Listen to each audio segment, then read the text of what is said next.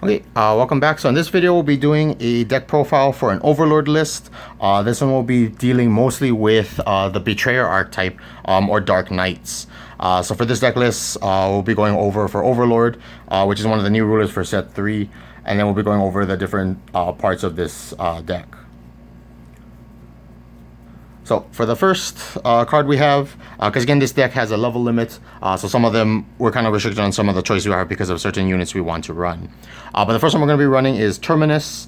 So this is from set 2, where we may not use the Abyssal summoning as much, but the main part is sometimes we'll be using its ability to discard a Betrayer or Dragon from our hand to be able to destroy any one enemy unit. And if we do somehow Abyssal summon it, it'll gain like an extra strike, which again is usually one of the smaller things. But its counter ability is also pretty useful for discarding darkness and then drawing a card, because a lot of our Dark Knights are darkness cards. Next we have is for Mortana. So Mortana is also a darkness card. But we're mainly using it for her counter, which is to just draw a card, like with set 1 with Big Wig Owl. Drawing one card as a counter is just very powerful. We don't really use the Mastery Sorcery to like make events cheaper, just because with Overlord everything automatically costs 1, and I don't believe you can reduce it further with her ability. But again, it's not that bad, and even if we do have to play her, she's still a 5/5, which is still pretty beefy stats to be able to clear as well as play, especially when we're paying only for 1 for our units. It's actually not that much of an issue. The next card we have is the main part of the deck, or the main focus of the deck, which is Dark Knight Gododdin. So this is one of the artworks that came from Force of Will. But the main one for this one is that it's the main part of the deck for the Dark Knight section. So it's still a darkness. It is also a Betrayer, as well as a Demon Lord, which is important for the card. We'll go over this after this one. But one of the important things with Gododdin is that it also has 6 toughness, which also goes around Lucifer from set 3. So that's why this card is pretty resilient. And even though it only has 1 strike, it does give itself and as well as other Dark Knights the deadly ability, which is similar to which is the same as Death Touch from like Magic, where if the unit deals damage, or if a Dark Knight deals damage to any unit, it will destroy it at the end of the damage step. And then this also has the ability of when it's played, you can also choose one Dark Knight of level 1 or less in your graveyard, and you get to special summon it. So even though we have like a summon cap with Overlord, this will let us keep replenishing our boards with Gododdins. Next we have is 3 Skulvitch Dungeon Butler. So this card is also another darkness. It's not a Betrayer, unfortunately, so we can't like pitch it to Terminus. However, the main part we're using this for is to search for a Demon Lord. So if you wanted, you could search for Mortana, but again, the main focus will be to search for Gododdin. And one of the neat things about it is that because it does discard a card, because it has 5 HP, sometimes it's very good to place in the defense zone. So a lot of times, especially if you go like second, you could start with an open hand of just this and one other Dark Knight of level 1 or less. And then you play Skulvitch, search for Gododdin, and then you discard a level 1 or 0 darkness Dark Knight. And then after that, you play Gododdin, and then you can special summon the one you just discarded. So it was like what you essentially did was just play 2 cards while thinning your deck out of Gododdin, and then that other unit can also be able to use to kill other units because it'll have deadly on it. We also have 3 Zoa Felldragon High Priest. This is the only Abyssal Summoner we have.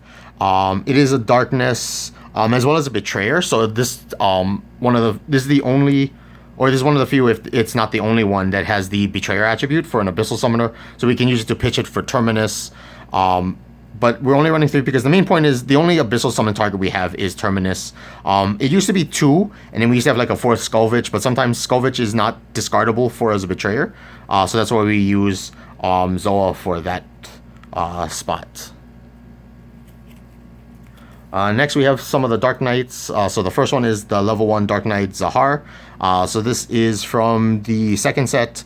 The main point is that it gets stronger for each Dark Knight in your graveyard.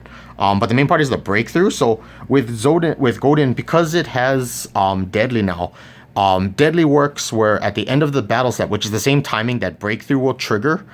So when you attack with Zahar, you swing at the defense unit, you kill it. Even if you don't have enough power to actually kill it, the deadly will kick in, killing it, and therefore your breakthrough will activate, and then you will still do the 2 damage to the opponent. So that's why, even though it may not be like one of the strongest, the breakthrough ability is actually what pushes this card for this deck.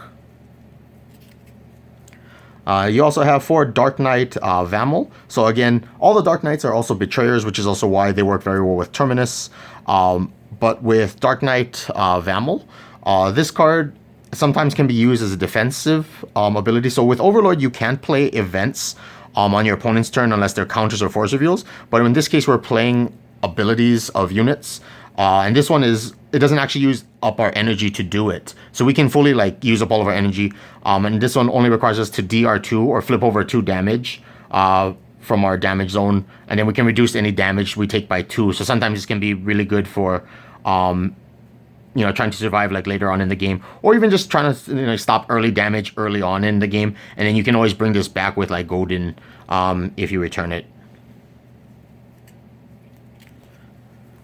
We also run 4 Dark Knight Geist. So again, another Dark Knight, 4th power, which is pretty good clearing for a 0 cost. Again, a Betrayer, so we can discard it if we need to. And it also mill us if we attack with it. So again, it can kind of fill the yard for if we try to do an Abyssal Summoning. But again, that's not the main point. But it could also mill over one of our other Betrayers to give us more options for Gododdin. We also have 4 Dark Knight Gastel. Again, same things. Other than that, we're just using it basically for the Dark Knight attribute and Betrayer attributes, not so much the Abyssal Concerto ability. And then for our units, we have 2 Dark Knight Reavers. Again, same function as Gastel, but it has more toughness. I might switch out. I might do 4 Reavers and then 2 Gastels, just because of the toughness might make an actual difference. Depending on the situation as the meta changes. For our events, we use 2 in one breath, life to death. So this will let us heal damage as well as be able to kill level 1s. Even though we have deadly, we can use those to kill essentially any unit. This can be used to kill the smaller units that we don't really want to be attacking or using our attacks on. So we have that for some clearing as well as for healing as well. We also have 4 Felled Dragon Temple. So this is one of the new cards, the new field cards. So the main one that we're using for is that first ability. Since a lot of times we'll only have 1 or 2 maximum. We can also discard it as it is a darkness card too, if we hit the counter ability of Terminus.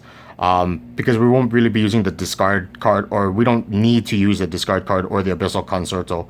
But the first ability is very important to kind of protect our graveyard, so that way our Dark Knights can't get removed from the next card that we actually have in the deck itself.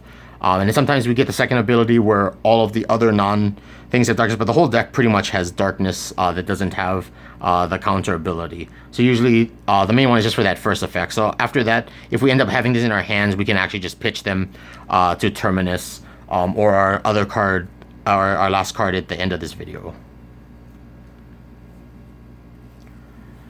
So the second last card, so this is our last counter, is the Skystrike Arrow. So this is another field card that we got from set 3, where the instant action is you can choose one enemy cards in play and you can get rid of its charges and put it into the graveyard. So that first ability is actually pretty relevant for cards like Lucifer. So if your opponent plays a Lucifer and then they enhance over a unit, when their ability goes into the gate to be able to do the 5 damage, you can use this ability to get rid of their charge. So that way the Lucifer will end up killing itself as well. So that way they're not left with that ability. It can also stop cards like Gasha Dokuro, or even the the other deck profile I did was about the dragon. So it can also get rid of charges for the dragon. So that's why I feel like this card is very versatile. Also, if you're also playing against some cards like Captain Liberty or that zombie captain for the military ability, as well as for other darkness decks, the second ability to remove 2 cards in the graveyard is also very important.